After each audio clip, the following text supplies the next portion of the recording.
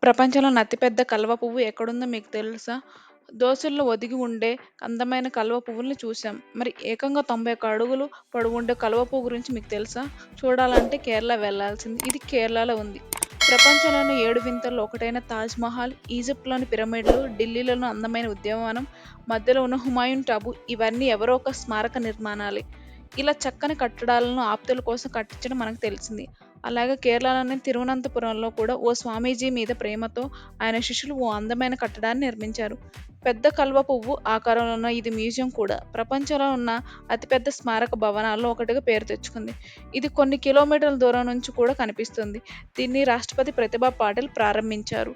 రాజస్థాన్ నుంచి ప్రత్యేకంగా తీసుకొచ్చిన చలువరాయితో దీన్ని నిర్మించారు. సుమారు లక్షల చదరపు అడుగుల చలువరాయిని ఉపయోగించారని అంచనా. ఈ కలువ పువ్వు ఎత్తు 91 అడుగులు, వెడల్పు 84 అడుగులు, లోపలి భాగంలో 12 గదులు ఉంటాయి. అందులో స్వామీజీ వాడిన వస్తువులను భద్రపరిచారు. కలువ పువ్వుకి ఉండే 21 రేకుల్లో 12 రేకులు పైకుంటాయి, 9 రేకులు కిందకుంటాయి. పైకుండే రేకు పొడవు 41 అడుగు ఉంటే కిందకుండే రేకు అడుగు 31 అడుగుల పొడవులో ఉంటుంది. దీన్ని నిర్మించడానికి మొత్తం 50 కోట్లు ఖర్చయ్యాయి. అందులో లోపల నిర్మించిన ప్రత్యేకమైన గదులకి, వస్తువులకి 20 కోట్లు ఖర్చయ్యాయని అంచనా. దీని లోపల 27 అడుగుల ఎత్తులో పై కప్పు ఉంటుంది. దీన్ని ఎవరి కోసం కట్టారో ఆ స్వామీజీ గుర్నాకరు. ఆయన వెనక చరిత్ర చాలా ఆసక్తికరమైనది. వెనుకబడిన కులంలో పుట్టి 42 ఏళ్ల వయసు వరకు వంటవాడిగా పనిచేసిన ఆయన ఆ తర్వాత స్వామీజీగా గుర్తింపు పొందారు.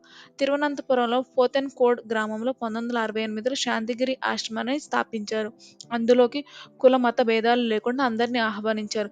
ఆశ్రమంలో పర్ణశాలగా పిలుచుకునే చిన్న గుడిసెలో ఆయన అధిక సమయం ధ్యానంలోనే గడిపేవారు.